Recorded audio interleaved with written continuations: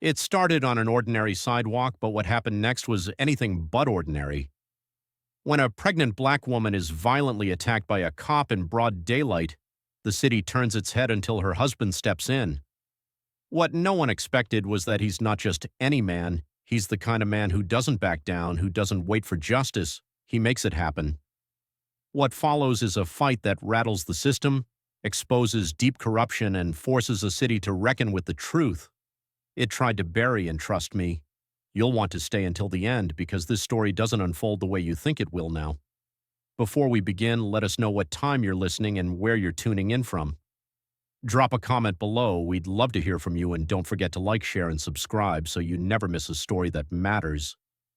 It was supposed to be an ordinary afternoon, just one of those warm golden Carolina days when the wind hums soft through the pine trees and the sky looks like it could stretch forever. Celeste Monroe had just finished her shift at the public library. She wasn't in a rush. She wasn't late. She was simply walking home, one hand cradling her round 8-month belly, the other gripping a small paper bag of oranges she picked up on the way her walk was slow. Careful, each step was more than movement. Now it was hope, it was love. It was the future kicking inside her. She had one thing on her mind, making it home to Gavin. Her husband, Edward Green, worked just a few blocks away, running a small counseling center for veterans. Celeste had planned to surprise him that evening with his favorite dinner chicken and dumplings just the way his mother used to make them. She even smiled to herself as she pictured his tired but grateful face, leaning back in his chair as she set the bowl in front of him for a moment. Everything felt good for a moment. The world seemed kind, but the moment didn't last. As Celeste passed the corner of 4th and Walnut, a police cruiser turned the block and slowed down beside her. The engine growled low like it was thinking. She barely noticed it until it came to a full stop. Tires screeched slightly as the vehicle jerked to a halt. She turned her head confused just in time to see the driver's door swing open. The man who stepped out was tall, broad-shouldered, with skin pale as his pressed short-sleeve uniform officer James Carter. Local folks knew the name whispers at barber shops. Stories passed in murmurs as he was the kind of officer you didn't want, noticing you, and today, unfortunately, Celeste had caught his eye. "M.A., stop right there." His voice came sharp and fast, like a command barked at a suspect, not a mother to be Celeste's steps. Froze, she blinked, startled. I'm just walking home," she said. Soft and calm, her eyes met his briefly, then dropped, trying not to challenge, not to provoke. She had been taught that much, but Donnelly didn't care. He walked toward her like she was a threat. "You look like you're loitering, standing around. That's suspicious." He snapped his hand, hovering near his holster. Celeste instinctively placed her hand on her belly. She felt a flutter inside, a tiny kick, like the baby could sense something wasn't right. "Sir, I'm not loitering, I'm just trying to get home," she replied, her voice steady but low. "Don't get smart with me, lady." Donnelly barked, stepping closer. I said, "Stop moving, you hear me?" She wasn't moving. She wasn't even breathing deeply anymore. Her whole body was tensed with the kind of fear that sits in the bones. "I'm not arguing," she whispered. "Please." But that word "please" only seemed to ignite something ugly in him without warning. He shoved her hard. Celeste stumbled backward, her feet slipping on the uneven sidewalk. The oranges spilled across the concrete as she fell. Her hands flew to her belly, trying to protect the child inside. The pain hit sharp and immediate, but it didn't stop there. Donnelly stepped forward again, his face red with anger, and in one brutal, senseless motion, he kicked her straight in the stomach. The sound of it wasn't loud, but it was final. Her scream split the quiet like thunder across a clear sky. She collapsed, crumpled on the pavement, hands wrapped around her belly, eyes wide with disbelief and pain. She didn't move, she couldn't. All she could do was pray the baby was still alive. Bystanders froze. Some shouted, a few pulled out their phones. No one stepped in. No one dared. One woman cried out, "Call 911, she's pregnant, oh my God." But Officer Donnelly just turned his back like nothing had happened, like she didn't matter, and maybe to him she didn't. But the cameras were rolling. The eyes of a shocked, heartbroken neighborhood were watching. And what they saw that day wasn't a misunderstanding. It wasn't an officer doing his job. It was brutality. Ugly, raw, and racial, the kind of violence that can no longer hide behind silence. As the ambulance carried Celeste to the hospital, her body trembling with fear, one name circled through her mind. Gavin. And when Edward Green answered the hospital call when he saw his wife broken and bruised, when he heard the words, "She was kicked in the stomach by a cop," a fire lit in him that would not go out. This wasn't just going to be a tragedy. This was the beginning of something the whole city would remember. And for Officer James Carter, the next day would bring consequences. He never imagined the hospital lights were too bright. Everything smelled like antiseptic and silence. Except for the buzzing in Edward Green's ears, his boots hit the tile floor harder than he meant to, but he didn't care. He didn't even know how he got to New Hanover Regional. He just remembered running the red light, his knuckles white on the steering wheel, and the nurse on the phone saying, "Your wife is in critical condition. She's asking for you." He turned the corner and nearly collided with a nurse pushing a crash cart room 403. Someone called after him, and his legs moved faster than his thoughts when he stepped into the room. Everything stopped. Celeste lay in the bed, pale against the hospital sheets. Her face was bruised. Her lips split, monitors beeped rhythmically, but it was the rise and fall of her belly that Gavin focused on. First she was alive, the baby was still with her for now, baby. His voice cracked on the word. He didn't recognize how small it sounded. Celeste turned her head slowly. Her eyes were swollen, but they found his. "I'm okay," she whispered. "But he kicked me. Gavin. He kicked me." And that was it. Those 5 words hit Gavin like a freight train. His knees buckled and he caught the edge of the bed before he fell for a moment. The Marine in him vanished. There was no toughness, no discipline, no battle, hardened armor, just a man watching the woman he loved suffer, his wife, the mother of their unborn child, because someone in a uniform saw her as less than human. He took her hand gently. It trembled in his. "I'm here," he said. "I got you." But inside something was breaking. Something old, something quiet, something dangerous. The doctor came in shortly after, a short man with gray hair and a clipped tone. He explained that Celeste had suffered blunt force trauma. The baby's heartbeat was steady, but they were watching closely for signs of placental abruption, something about oxygen blood supply stress. Gavin nodded, but he wasn't hearing most of it. His eyes were locked on the dark mark blooming across Celeste's stomach just under her gown. The doctor left with a promise, "We'll monitor her overnight, but she's strong. Yeah, she was. Celeste had always been strong. She was the one who kept their house full of books and laughter. She made tea with honey when Gavin had nightmares. She volunteered at the community center on weekends, even when her feet swelled. She didn't fight loud, but she fought with love, with grace. And now someone had tried to break that. "Did he say anything to you?" Gavin asked quietly. Celeste's eyes clouded. "He accused me of loitering. I told him I was just going home. I didn't yell. I didn't even raise my voice. Gavin, I swear I didn't. I know you didn't." His jaw clenched. "She paused when I fell. I felt the baby kick after. That's how I knew we were okay." Her voice cracked. "But Gavin, it hurt, and I couldn't do anything. I just laid there while people filmed it. No one stopped him." Gavin swallowed hard. He wanted to scream or punch a wall or throw a chair. But Celeste didn't need that right now. She needed calm. She needed presence. So he pulled a chair to the side of her bed, laced his fingers with hers, and kissed her hand. "We're going to fix this," he said. "He doesn't get to walk away." Celeste closed her eyes. "Please don't do anything reckless. I won't." Gavin lied outside that room. The world was already waking up. The video of the incident, less than 40 seconds, was spreading like wildfire. A bystander had posted it with the caption, "He kicked a pregnant woman like she was trash. Say her name, Anna Green." By the time Gavin left Celeste's room to get some air, the video had nearly 20,000 shares. By midnight, it had 3 million views. The footage was brutal. No shaky footage, no room for doubt. Just a man in uniform shouting, shoving, kicking, and a pregnant woman hitting the ground crying out as her arms wrapped protectively around her unborn child. The sound of her body hitting the pavement was seared into the memory of everyone who watched. People were angry, and not just online. Outside the hospital, candles began appearing on the steps. First 5, then 50 by dawn, there were nearly 200 people gathered. Many of them older church elders, retired teachers, war veterans. They weren't shouting, they were standing holding signs that read, "Hope for Celeste and our daughters are not threats." Gavin stood at the third-floor window watching. He felt something shift inside him. This wasn't just about his wife anymore.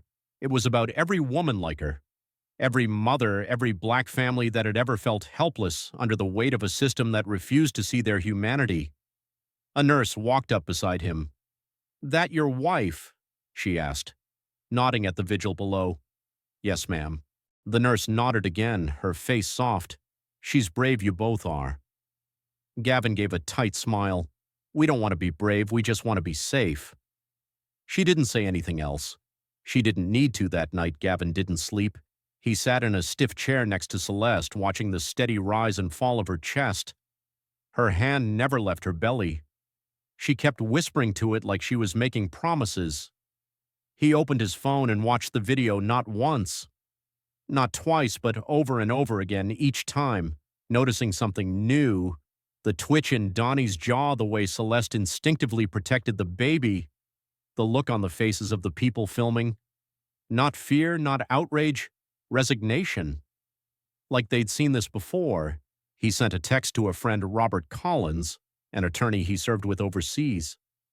They hadn't spoken in 3 years, but Gavin didn't hesitate. "Need your help. Civil rights case. No one's going to sweep this under the rug." The reply came 30 seconds later. "I'm in. What happened?" Gavin typed back one sentence. "A cop kicked my pregnant wife in the stomach and the whole damn world saw it." He looked back at Celeste. She was sleeping now peacefully, but Gavin couldn't shake the image of her lying on that pavement, her scream, her tears, the helpless way she looked up when the ambulance arrived. He reached out and ran a hand over her hair. "You rest now," he whispered. "You got us this far, but tomorrow's mine, because Edward Green wasn't going to ask for justice. He was going to take it." The hospital cafeteria was nearly empty when Gavin finally sat down. His coffee had gone cold before he even took a sip. He stared through the window, watching the early morning fog wrap itself around the trees in the distance. Sleep hadn't come. He didn't expect it to. Not after what he saw, not after what had been done to her. The calm in him wasn't natural. It was chosen, trained. He hadn't always been this man. There were years back in Afghanistan where emotion could get a man killed. You learned to breathe differently, to store rage like fuel, to act only when it mattered. Gavin Monroe had learned patience in fire, and now that patience was being tested in a whole new battlefield, Celeste was still upstairs sleeping. The doctor said the baby's heartbeat was steady. They'd monitor both of them for at least another 24 hours. But even with that small piece of good news, Gavin felt a storm building under his skin. He reached into his jacket and pulled out his phone. Notifications were still flooding in, calls, texts, messages from people he hadn't heard from in years. The video had gone global. Overnight, Gavin's cousin from Detroit sent a link. A local pastor from Florida had reposted the clip with the words, "Protect black mothers at all costs." Even an old army buddy from Arizona had written, "Let me know how to help, brother. We ride at dawn if you say the word." But Gavin didn't need an army, not yet. What he needed was precision. He opened a contact labeled M. Price and hit call Marcus Price. His old squad leader was now a civil rights attorney in D.C. They hadn't talked in a while, but when the voice answered with, "You okay, man?" it felt like no time had passed at all. "No," Gavin replied, "but I'm focused." He gave Marcus the short version: Celeste, the officer, the kick the baby, the footage, the silence from the department. Every word tasted bitter, but he said them anyway. Marcus didn't interrupt. He listened when Gavin finished. There was a pause. "We're not going through the front door," Marcus said finally. "We're going through the roof. I'll get my team together. We'll start drafting you, gather every eyewitness, every second of footage." And Gavin, "Yeah, don't let them twist her into a suspect, you hear me? She's not a footnote in this." Gavin's grip tightened on the phone. "She's the headline." He hung up and stared at the wall for a long moment. Then slowly he stood and walked to the window, watching the light start to creep across the parking lot. There were more people out there now holding candles, signs, even folding chairs. Some were praying, some just sat quietly. Their presence louder than words. He didn't know most of them, but they were there for Celeste, for the baby, for justice, and justice needed strategy. He returned to Celeste's room and found her awake. Her face was still swollen, but her eyes were clearer now, stronger. She gave him a tired smile. "You look like you haven't slept in a week," she said. "Feels like it." He answered softly. She reached for his hand. "You don't have to fix everything overnight." "I know," he said, "but I can't sit still." He pulled a chair close and told her what he had in mind. Attorneys, public pressure, press accountability. Celeste listened, nodding slowly when he finished. She rested her hand on her stomach and whispered, "Good, because I don't want our baby born into a world where this is normal." He nodded. "Neither do I." Celeste took a breath and looked him in the eye. "Just promise me one thing, anything, don't lose yourself in the fire." Gavin squeezed her hand. "I won't. I just need to make sure he knows they kicked the wrong woman outside the hospital." Reporters had started gathering, cameras slung over shoulders, microphones clipped to lapels. Everyone was looking for a statement, but Gavin wasn't ready to speak. Not yet. When he did, he'd do it right. Not just for Celeste, but for every woman who'd been pushed, silenced, or bruised by a system that saw them as less by nightfall. He had a plan. He texted Marcus again. "We go public tomorrow, first light. I'll handle the face. You handle the fire." Then he turned off his phone in the stillness of that hospital room with monitors humming gently in the background. Gavin looked at his wife, broken, yes, but still whole, still breathing. Still here he sat beside her, holding her hand in both of his, and whispered. Not promises, but intentions. They had tried to knock her down. But now it was Gavin's turn to stand up. Morning came heavy, not because the sun wasn't shining, but because the weight of what happened still hung in the air like fog that wouldn't lift outside the hospital. The crowd had doubled, then tripled, and it hadn't even been 24 hours. By the time Gavin stepped out of the hospital that morning, there were over 300 people gathered on the sidewalk, on the lawn, standing quietly in the shade of oak trees and holding signs. They weren't screaming. They didn't have to. The sign said, "Enough justice for Celeste. Black mothers matter." She was just walking home. Some people came from across town. Others had driven in from Raleigh-Durham, even Virginia. There were elderly couples, veterans with canes, women with strollers, students with backpacks and camera phones. What they all had in common was that they had seen the video, and once you saw it, you couldn't unsee it. Someone handed Gavin a microphone. A young woman with curly hair and fierce eyes, maybe in her 20s, walked up and said, "They're waiting. We don't need perfect words. We just need yours." He looked at the crowd, then down at the mic, and for the first time in days, Edward Green, normally a man of few words, spoke with his whole chest. "My name is Edward Green." He began, his voice low but clear.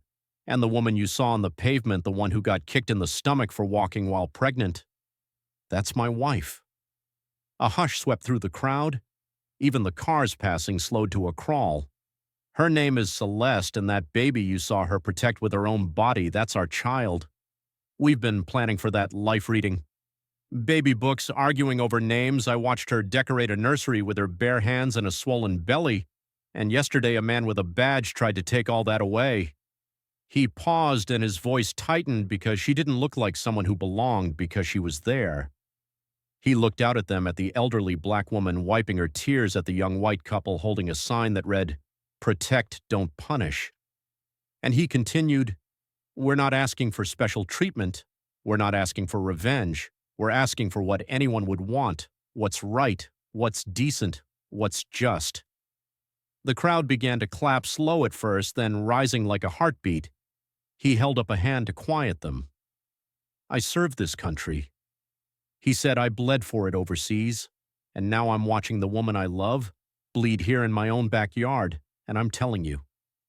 Now I won't let it slide. We won't let it slide." That was the moment it changed the clip of Gavin's speech. Raw, unedited, was posted online within the hour. It spread like the footage of Celeste had. Only this time it didn't end in silence. It ended with applause, with resolve, with something rare. A man speaking not just for himself, but for everyone who had ever watched someone they love be broken by injustice. By noon, news vans had arrived from Charlotte, then D.C., then CNN. Local officials began scrambling. The police department released a statement so bland it felt like a slap in the face. We are aware of the incident and have placed Officer Donnelly on administrative leave pending review. Administrative leave. Celeste lay in a hospital bed hooked to monitors, unable to laugh without flinching, and the man who put her there was getting paid to stay home. Gavin didn't wait for the city to do the right thing. He called Marcus. They're stonewalling. He said, we need pressure, not just legal public. Marcus agreed, let's call the press conference. And just like that, Gavin was back in front of the cameras this time with Sophie Bell, a sharp-eyed civil rights attorney known for dismantling entire departments with a single deposition. She stood beside Gavin at the podium that had been hastily set up in front of the hospital steps. The sound of helicopters buzzing overhead. Rosa laid it out. A formal complaint had been filed. A civil lawsuit was coming next. The charges would include excessive force civil rights violations, reckless endangerment of an unborn child, and failure to de-escalate. And that was just the beginning. We're not only going to hold Officer Donnelly accountable, Rosa said. We're going to pull back the curtain on every supervisor who turned a blind eye to his behavior, on every complaint that was buried, on every silence that let this happen. Gavin stepped up beside her, and this time his voice was steadier, sharper, less wounded, more focused. We're not going away, he said. Simply so, either this city steps up and delivers justice or we'll bring it ourselves. The crowd roared in support. Reporters shouted questions. Flashbulbs popped. But Gavin had already said enough. Later that evening, as he sat back in Celeste's room and scrolled through the media coverage, he saw it all replaying in headlines. Veteran husband of assaulted pregnant woman speaks out.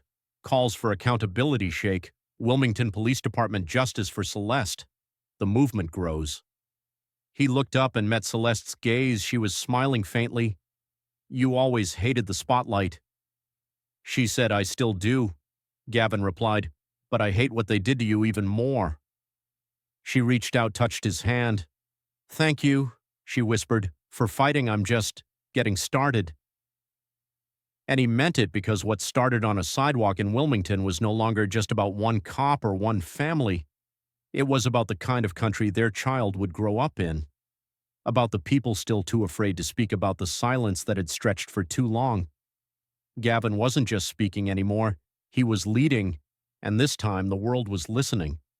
They thought he'd calm down, that after the cameras stopped flashing, after the applause faded and the crowds went home, Edward Green would sit down and wait for the city to respond, wait for the process to play out, wait for justice quietly. They didn't know him on the third day after the assault. Gavin walked through the front doors of City Hall with purpose in every step. No press, no entourage, just him and a folder under his arm containing everything he and Marcus had dug up over the last 48 hours.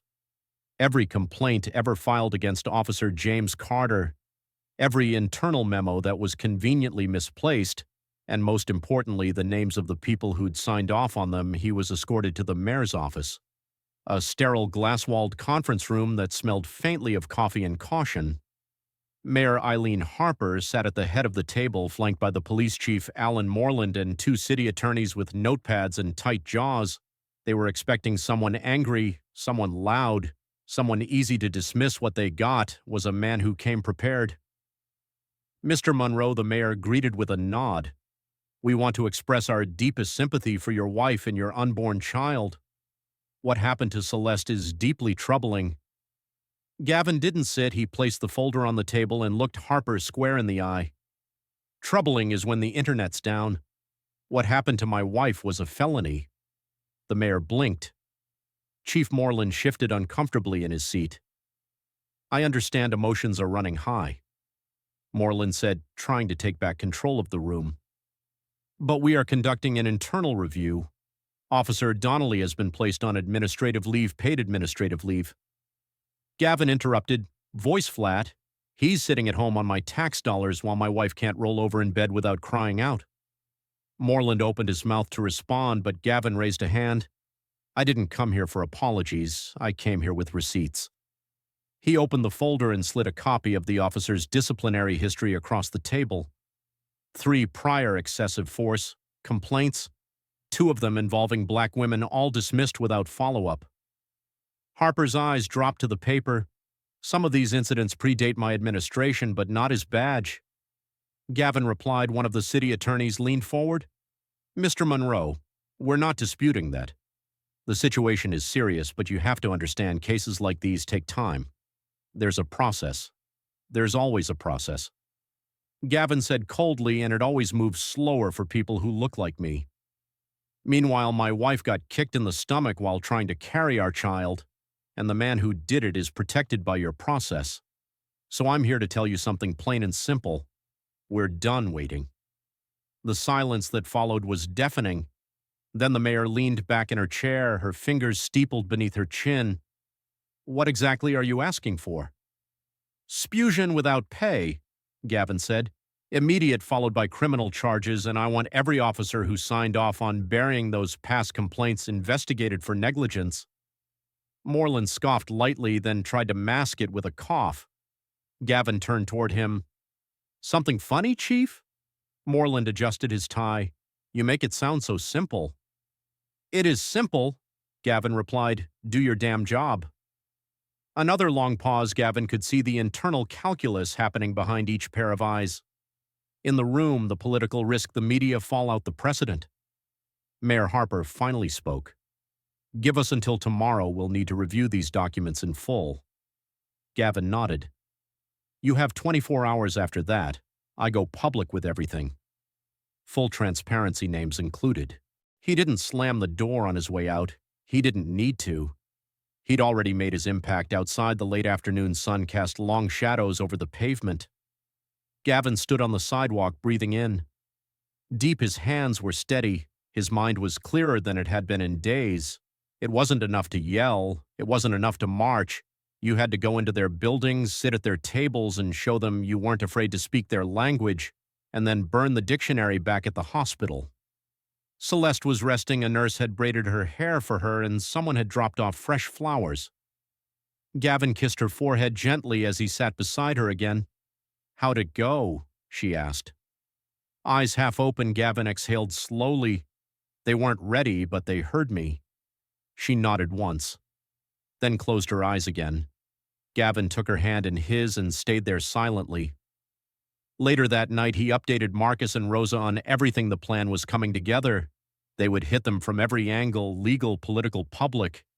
No one would be able to pretend this didn't happen. No more hiding behind badges and bureaucracy. And Gavin, he wasn't just fighting for Celeste anymore. He was coming for the whole system. It started with a single folder, a few pages tucked inside. Names, dates, complaints, all centered around Officer James Carter. But within days, that folder became a binder, and then a box, and then an entire table in Sophie Bell's law office covered in documents that painted a picture. No one in power wanted the public to see this wasn't just about Donnelly. He wasn't a one-time offender. He wasn't an outlier.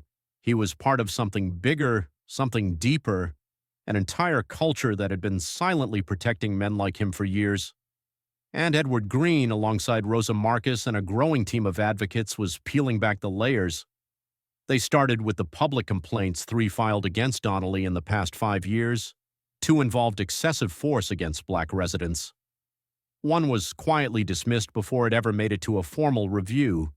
The others were closed due to insufficient evidence, but what Rosa's team found next changed everything.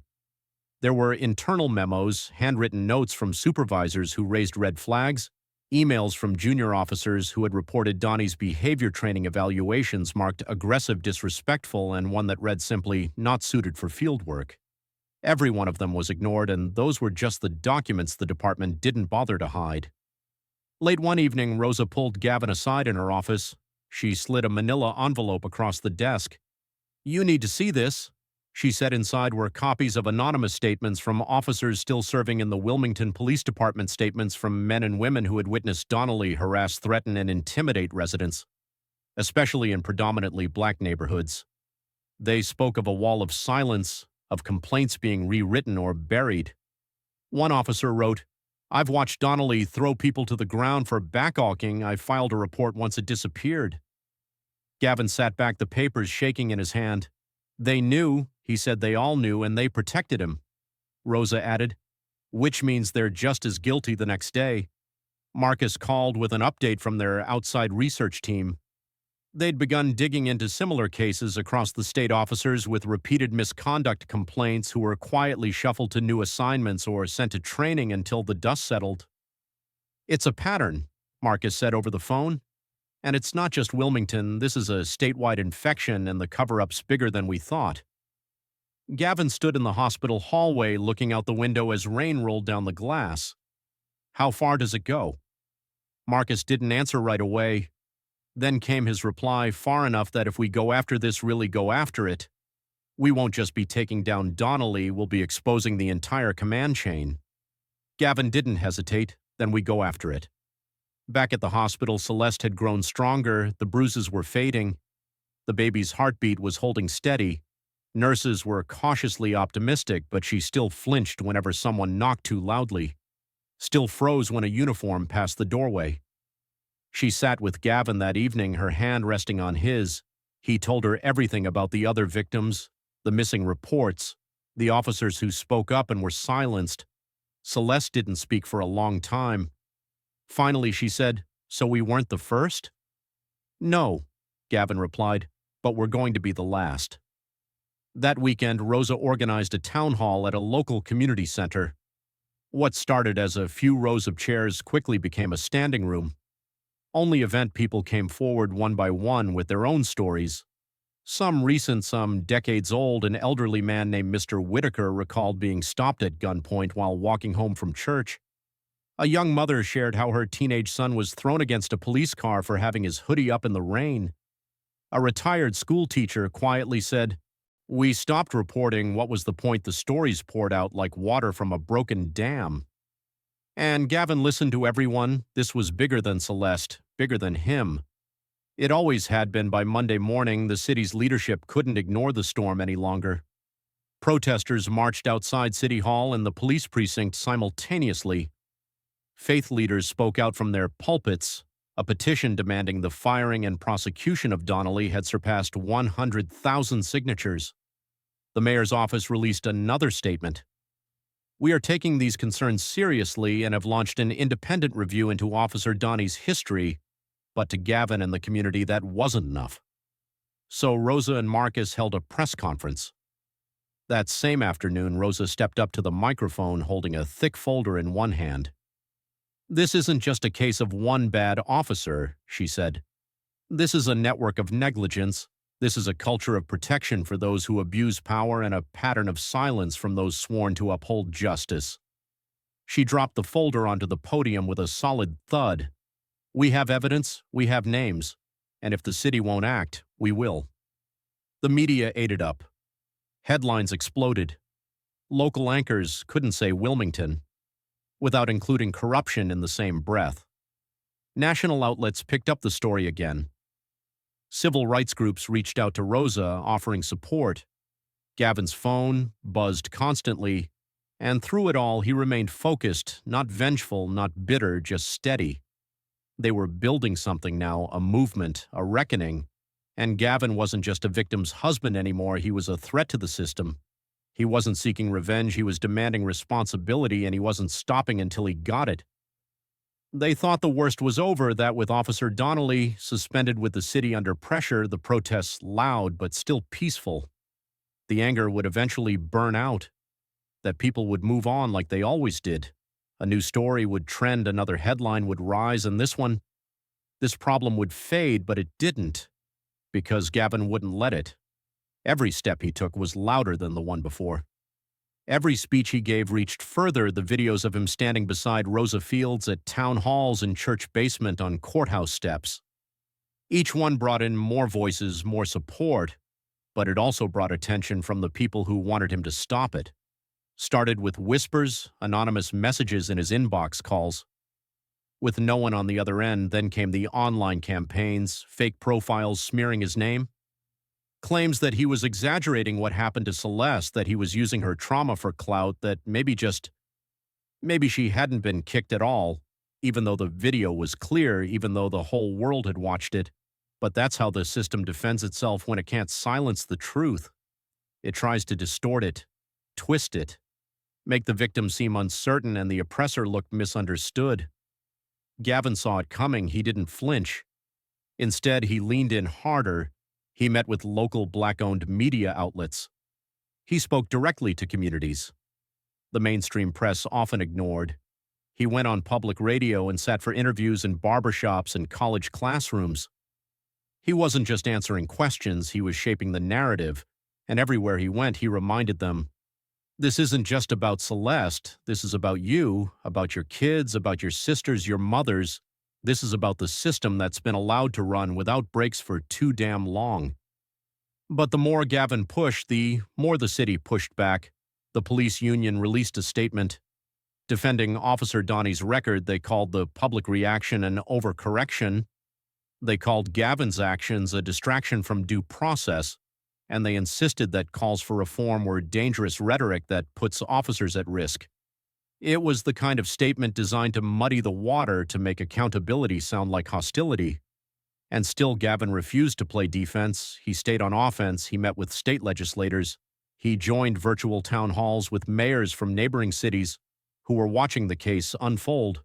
Civil rights organizations from across the country started reaching out. Some offered legal help, others funding, others simply saying, "Keep going, we've got your back."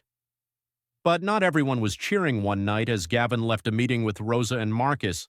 He found a note slid under his windshield wiper: "Back down or we'll bury you in something deeper than paperwork." No name, no signature, just the same threat.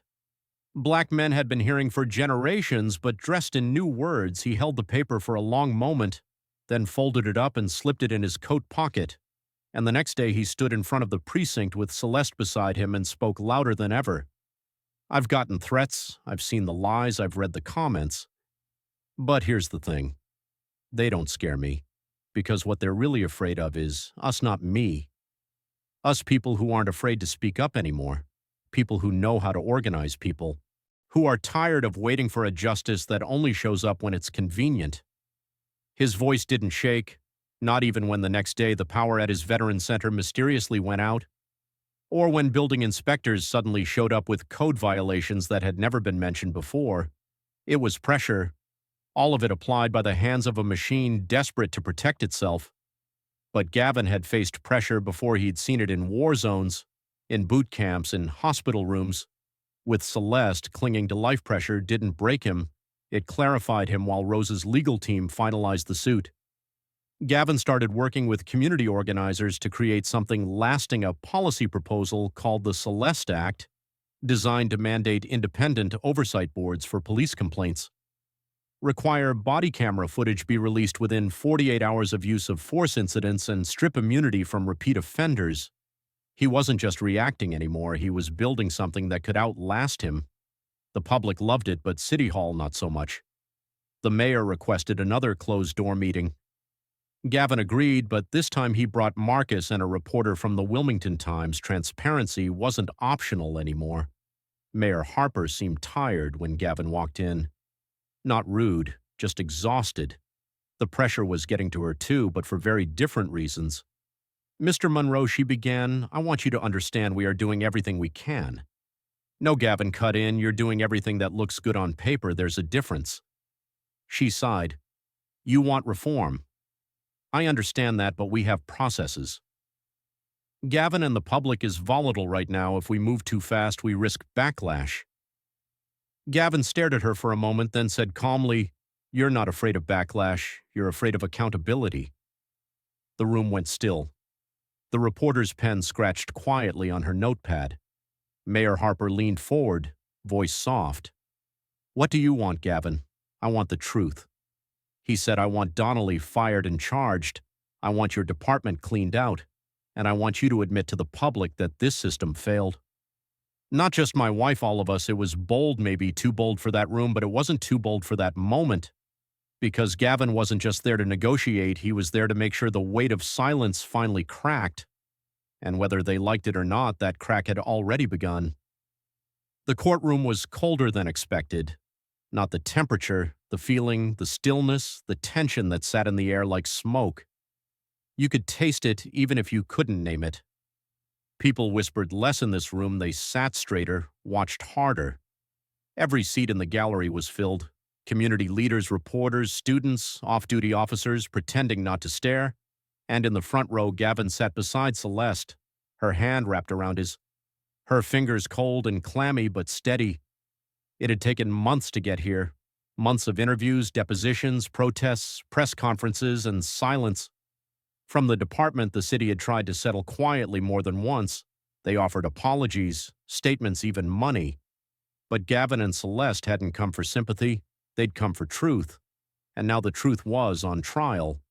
Officer James Carter sat at the defense table in a gray suit, his face tight, his jaw locked. He no longer looked like a man in control. The badge was gone.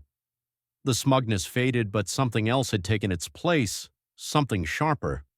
A calculation the way someone might study a chessboard when they realize they're down to their last 3 moves. The prosecution started with the video, the same video the world had already seen, but this time it wasn't on a phone screen or a news clip. It played on a giant monitor for the jury to watch in full silence.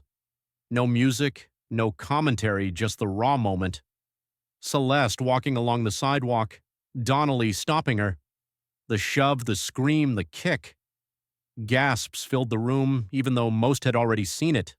Something about watching it in that setting with fluorescent lights humming and a court seal above the judge made it hit harder. The jury leaned forward, some covered their mouths. Gavin didn't watch the screen. He watched them. He watched them see what he saw the moment it happened after the video. The prosecutors brought in witnesses. The woman who called 911, the man who filmed it, a nurse from the ER who detailed Celeste's injuries. Then the OB-GYN who explained what could have happened had the kick landed even slightly differently. They were all powerful, but no one moved the room like Celeste when her name was called. Gavin stood with her as she approached the stand. She walked slowly, not from injury, but from the weight of it. All the stairs, the pressure, the pain. She took her oath, sat down, and let out a breath so deep the whole courtroom seemed to hold theirs with her. She started softly. "I was just walking home," she said. "I had some oranges in my bag. I was going to surprise my husband with dinner." Her voice didn't shake. Not yet. She explained how she first saw the cruiser, how she thought maybe someone else was in trouble, how it didn't even register that she could be the target, until he shouted he told me I was loitering. She said that I was causing trouble. I tried to tell him I was just going home. I didn't raise my voice. I didn't resist. I didn't do anything wrong. She paused, and then the silence broke her voice, but he didn't care. Her lip trembled just once. He pushed me. She whispered I was trying to stay calm. I told him I was pregnant. I told him I wasn't arguing, but then he kicked me. Her hand instinctively moved to her stomach. Even now, even after all this time, I thought I lost the baby right then and there. She said, eyes glistening, I thought that was it. In the back of the courtroom, someone sobbed. I remember laying there on the sidewalk and hearing people gasp. I remember praying that someone would come help me, but no one did. They just filmed. She wiped her eyes but didn't break. I'm not here because I want attention. She said, I'm here because if I don't speak, someone else won't get the chance. Someone else will be next. Gavin felt his chest tighten with pride, rage and heartbreak all at once. Celeste wasn't just a victim, she was a survivor, a witness, and now a messenger. When she finished, there was no applause, just silence, the kind that lingers when something honest cuts through all the noise. The defense tried to poke holes, claimed the video didn't show the full context. Argued Donnie felt threatened that her tone was challenging, that she didn't comply fast enough. It was the same tired narrative, turn the victim into the aggressor, turn fear into justification, turn a badge into a shield against accountability, but this time it didn't work. Because the jury had seen too much, heard too much, felt too much, and Gavin could tell they didn't buy it. When the prosecution gave their closing argument, they made it simple. You don't need law school to see what happened. Rosa said, you don't need a badge or a robe or a title, you just need eyes. You just need a conscience, you just need to ask yourself if that had been your wife, your daughter, your unborn child. Would you still call it protocol? The jury deliberated for just over 3 hours when they came back. The room froze. The foreperson stood, cleared her throat. We, the jury, find the defendant officer, James Carter, guilty on all counts. Gavin exhaled so hard he nearly collapsed into the bench. Celeste covered her mouth. Her body shook not from fear but from release. It was done. He was guilty. He would be sentenced next week. But the moment the word guilty rang through that courtroom, something shifted. The people watching stood a little taller. The air felt just a little lighter outside. The news spread like wildfire. Officer convicted in attack on pregnant woman Celeste Monroe speaks her truth.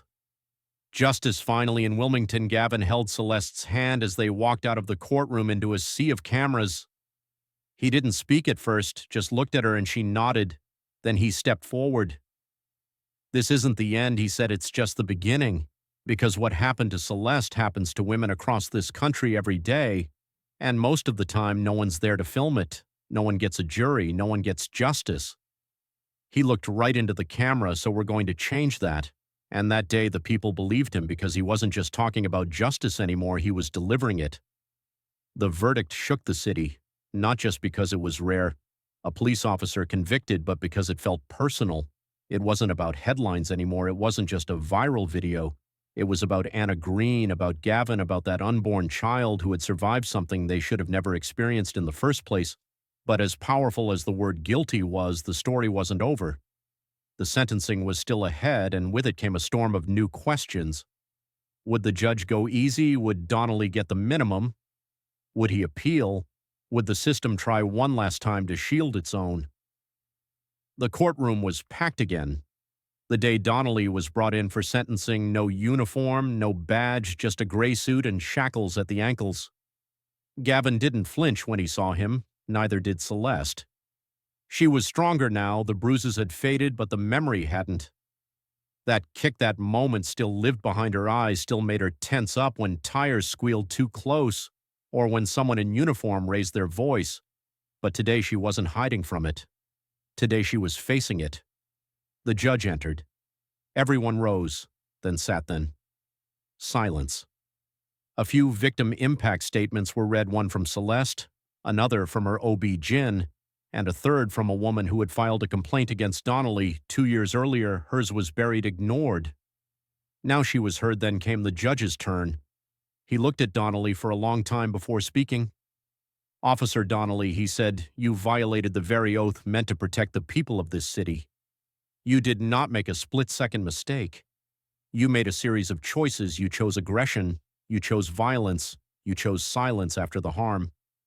Gavin could feel his heart pounding, given the nature of your action. The judge continued. This court sentences you to 5 years in prison. You will be stripped of your law enforcement certification. Your pension will be forfeited, and you will not be eligible for parole. There was no cheering, no celebration, just a moment of stillness. Then Celeste reached for Gavin's hand and whispered, "It's over." But he shook his head gently. "It's just beginning." Because accountability was only one piece healing that would take more time. That evening they walked out of the courthouse and into a wall of flashing cameras. Reporters swarmed them, asking what they planned to do next. Gavin didn't answer right away. Instead, he turned to Celeste and let her step forward. Her voice was soft but steady. "I didn't think I'd ever see this day," she said. "I didn't think people like me would ever get justice in rooms like this, but today we did. And I hope, God, I hope it opens the door for the next person and the one after that." They didn't stay long. They didn't need to. The message had already landed in the following days. Letters poured in, emails, messages from strangers. Some said thank you, some shared their own stories, some simply said, "I see you." But there were others, the thinly veiled warnings, the anonymous threats, the people angry that Gavin and Celeste hadn't stayed quiet, that they hadn't moved on, that they had dared to challenge something bigger than themselves and won. But Gavin didn't answer to fear, he answered to purpose. He spent the next few weeks speaking at community forums, joining policy meetings, meeting with families of other victims. He knew there were more battles coming, more rooms to enter, more truths to drag into the light. But something had shifted. They weren't alone anymore, and back home, something else was shifting too.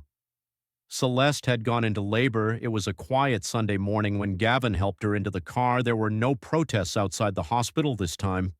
No flashing cameras, just a husband and a wife breathing through pain and hope, ready to bring new life into a world they had fought so hard to change. Labor was long, Celeste was exhausted, but Gavin never left her side.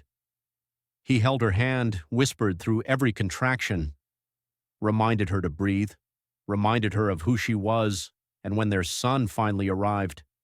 Crying and perfect, Gavin felt something crack open in him. All the rage, all the pressure, all the pain, it softened. He held his son for the first time with tears in his eyes. "He's here," he whispered. "We made it." They named him Hope not because of what they'd won, but because of what they refused to stop fighting for.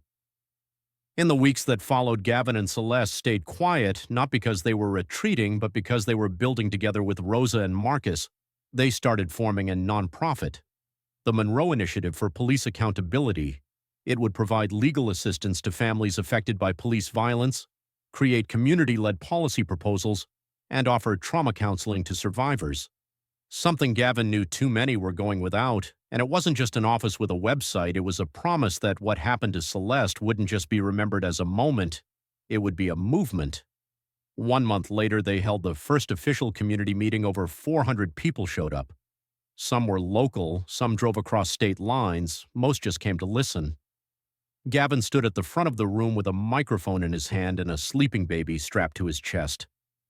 "This isn't just about what happened to us," he said. "It's about what's been happening for too long, but something changed when y'all showed up, when you stood beside us, when you believed this story was worth fighting for." He paused, looked down at his son, then back at the crowd, and now we fight for him, for all of them. The room rose to its feet in applause.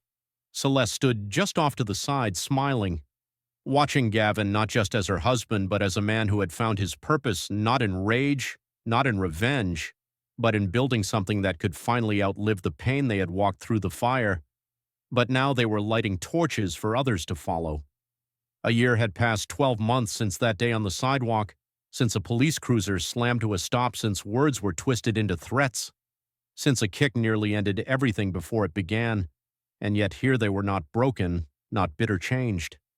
Yes, hardened in some ways, softer in others, but still standing still. Building the Air in Wilmington felt different now, not quieter, but more alert, more aware. There were new voices rising in places where silence used to live. New eyes watching where injustice once moved unchecked, and in the middle of that shift stood Gavin and Anna Green. They weren't just survivors anymore, they were builders. The Monroe Initiative had grown from a concept on paper into a thriving community foundation. Their office nestled in the heart of the city, buzzed with life volunteers, attorneys, counselors, students, a wall. Near the front desk was filled with handwritten notes, photos and names. Some were victories, some were stories still waiting for justice. All were reminders of why they started. But Gavin's favorite part wasn't the wall. It was the people who walked in for the first time, the ones who came in quietly, nervously, the ones who weren't sure if their story would matter, and then after a conversation, a coffee, a sit-down with someone who looked them in the eye. They walked out differently because someone had listened, because someone had believed them. Celeste had taken on her own mission too. After recovering, she'd thrown herself into maternal health advocacy. She started speaking out about the risks Black women face during pregnancy, the ones no one warns you about, the ones the system too often ignores. She partnered with clinics, doulas, and midwives to create outreach programs that helped expectant mothers get the support. Celeste didn't have that day. She told her story not to relive the trauma, but to transform it. One morning, she sat in a church basement surrounded by teenage girls, young, scared, pregnant, or just unsure of what came next. She spoke softly, honestly. Her voice filled the room without raising itself. "I was lucky," she said. "I survived, my baby survived, but I shouldn't have had to fight that hard just to make it home." One of the girls leaned forward, tears in her eyes, and said, "Thank you for not giving up." Celeste smiled gently. "That's why I'm here, so you don't give up either." Meanwhile, their son Hope was growing fast. He'd started walking early, barefoot, bold, always moving. He had Celeste's eyes and Gavin's quiet strength. Everyone who met him said the same thing. There's something in him like he's already watching the world. And maybe he was, because even at 1-year-old, Hope seemed to know when the room needed stillness, when a stranger needed a hug, when his parents just needed him to be a child. Free, safe, and unafraid, on his first birthday, they held a block party. Not just a celebration of a child, but a celebration of everything that came after the storm. Neighbors brought food, families brought kids. Local musicians played jazz and gospel under strings of lights. Rosa gave a toast, Marcus grilled ribs. Even a few city officials showed up not for a photo op, but to stand in the crowd and listen. Celeste held justice in her arms as Gavin stood before the mic. "I've spent the last year learning that justice isn't a destination," he said. "It's a practice, a decision, something you have to choose every day, especially when it would be easier not to." He paused, glancing out at the crowd, then back to his wife and son. "We didn't ask for this fight, but now that we're in it, we're not leaving. Not until every family feels safe walking down their own street. Not until every child grows up knowing that their name matters, that their life matters, that their truth will be heard." The applause wasn't loud, it was steady, honest. Like everything they'd built later that evening, Gavin stood at the edge of the party, watching people dance, laugh, hold hands for the first time in a long time. He allowed himself to breathe, really breathe. Celeste walked up beside him, leaned her head against his shoulder. "You okay?" she asked. He nodded. "Yeah, I think I am." They stood like that for a long time. No words, just presents. Weeks passed, then months. The Monroe Initiative continued to grow. They helped pass a bill requiring body camera footage to be released within 10 days of any civilian injury. They helped exonerate a wrongfully arrested teenager in Fayetteville. They trained dozens of young leaders on how to file complaints, speak at council meetings, organize their own neighborhoods. They never forgot the reason it all started, and neither did the city. One fall afternoon, Gavin was invited to speak at a law enforcement training conference. Some advised him not to go, said it was a trap. Said the room wouldn't want him there, but he went anyway, not to accuse, but to challenge, to confront without hate. He stood in front of 100 officers, cadets, trainers. "You don't have to be the enemy," he said. "But you do have to be honest about what's broken, about what's been allowed, about who pays the price when silence wins."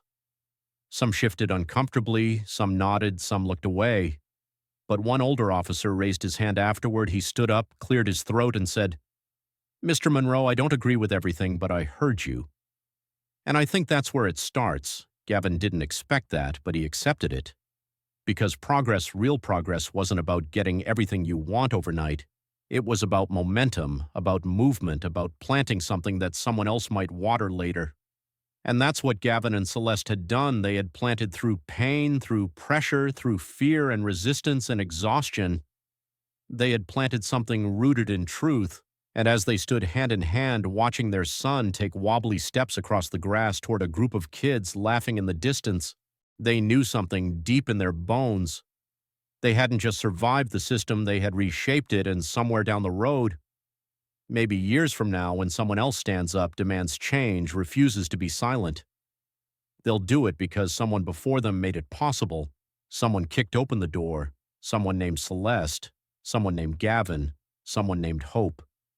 Sometimes justice doesn't come when it should.